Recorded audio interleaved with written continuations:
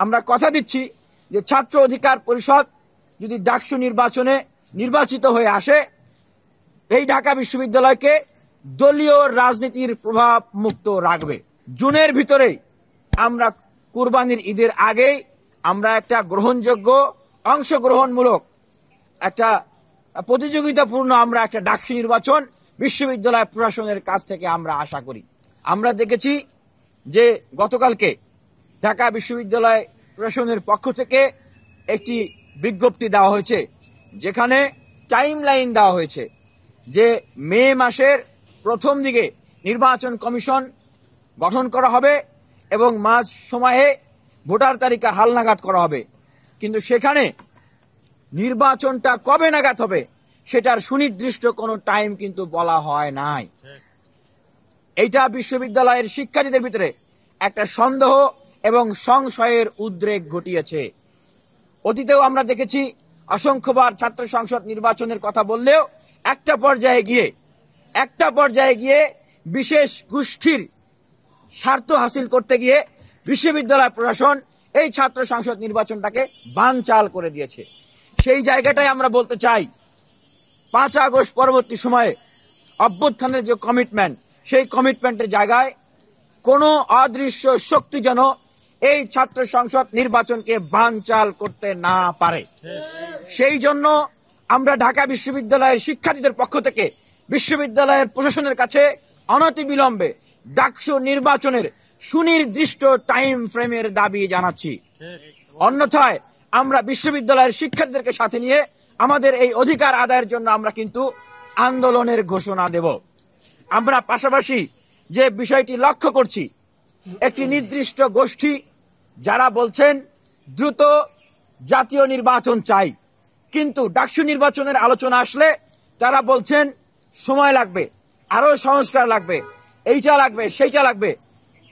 সুনির্দিষ্টভাবে তারা সেভাবে টাইম ফ্রেম বলতে পারতেছে না যে আমাদের 1 মাস লাগবে না 2 মাস লাগবে। আমরা সেটা বুঝতে পারছি যে এই ধরনের কথা বলে ডাকসু নির্বাচনটার জন্য কাল বিলম্ব করে ডাকসু নির্বাচনটাকে আসলে বানচাল করারই আসলে তাদের উদ্দেশ্য।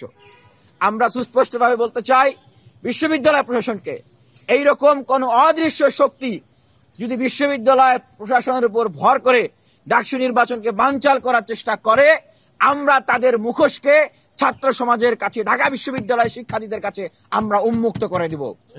বিশ্ববিদ্যালয় প্রশাসনের উদ্দেশ্যে বলতে চাই যে যদি কোনো অদৃশ্য শক্তির কারণে তারা ডাকসু নির্বাচনের সুনির্দিষ্ট টাইম ফ্রেম ঘোষণা না করে ডাকসু নির্বাচনকে বানচাল করার চেষ্টা করে, আমরা বিশ্ববিদ্যালয় প্রশাসনের বিরুদ্ধে শিক্ষার্থীদেরকে সাথে নিয়ে কিন্তু আমরা আন্দোলন গড়ে তুলতে বাধ্য হব।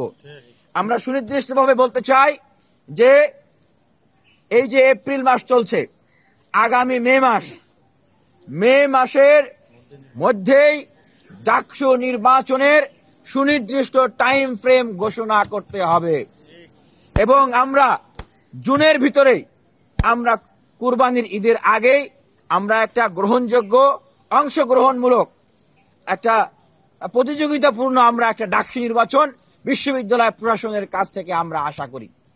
আমরা বিশ্ববিদ্যালয় প্রশাসনকেও বলছি যে একটা অংশগ্রহণমূলক সার্বজনীন একটা প্রতিযোগিতামূলক ডাকসু নির্বাচন করার জন্য যেই ধরনের সংস্কার প্রয়োজন এবং শিক্ষার্থীদের বান্ধব একটা ডাকসু করার জন্য যেই ধরনের সংস্কার প্রয়োজন বিশ্ববিদ্যালয় প্রশাসন করছে, আমরা বিশ্ববিদ্যালয় প্রশাসনের সেই সমস্ত সংস্কারের সাথে আমরা একমত পোষণ করি এবং আমরা এটাও মনে করছি যে যারা ডাকসুর নির্বাচিত প্রতিনিধি হবেন, নির্বাচিত হয়ে বিশ্ববিদ্যালয়ের শিক্ষার্থীদের চাওয়া, বিশ্ববিদ্যালয়ের শিক্ষার্থীদের সেন্টিমেন্ট, বিশ্ববিদ্যালয়ের শিক্ষার্থীদের পরিবর্তিত রাজনৈতিক পরিস্থিতিতে তাদের যে চাওয়া রাজনৈতিক সংস্কার, সেই সমস্ত বিষয়কে মূল্যায়ন করে সামনের দিনগুলোতে আরো অনেক বেশি সংস্কার নিয়ে আসবেন, ডাকসুকে আরো অনেক বেশি ছাত্র বান্ধব করবেন এবং সেটা বাস্তবায়ন করবেন। এবং সেটা আমরা মনে করি যে বিগত দিনে ছাত্র অধিকার পরিষদ আমরা বিশ্ববিদ্যালয়ের শিক্ষার্থীদের জন্য অনবরতভাবে যেভাবে কাজ করেছি, তাদের অধিকার নিয়ে আমরা জেল কেটেছি, আহত হয়েছি, তারপরেও আমরা কিন্তু আপোষ করি নাই। আমরা নীতি নৈতিকতার পরীক্ষা দিয়েছি। আমাদেরকে আওয়ামী লীগ কিনে ফেলতে চেয়েছিল, আসন দিতে চেয়েছিল, এমপি মন্ত্রী বানাতে চেয়েছিল, আমরা হই নাই। আমরা মনে করি যে বিশ্ববিদ্যালয়ের শিক্ষার্থীরা সেই জায়গা থেকে তারা যখন তাদের প্রতিনিধিকে সিলেক্ট করবে, ডাকসুর প্রতিনিধিকে, অবশ্যই তারা ছাত্র অধিকার পরিষদকে সবার আগে রাখবে।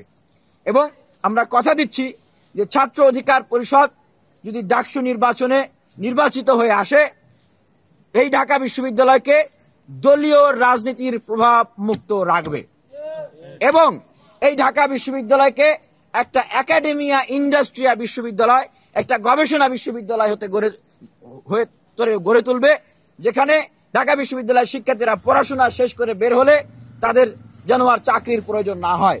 বাংলাদেশের বিভিন্ন জায়গায় আমরা শুনি, সরকারি বেসরকারি জায়গায়, যে তারা যোগ্য লোক পায় না।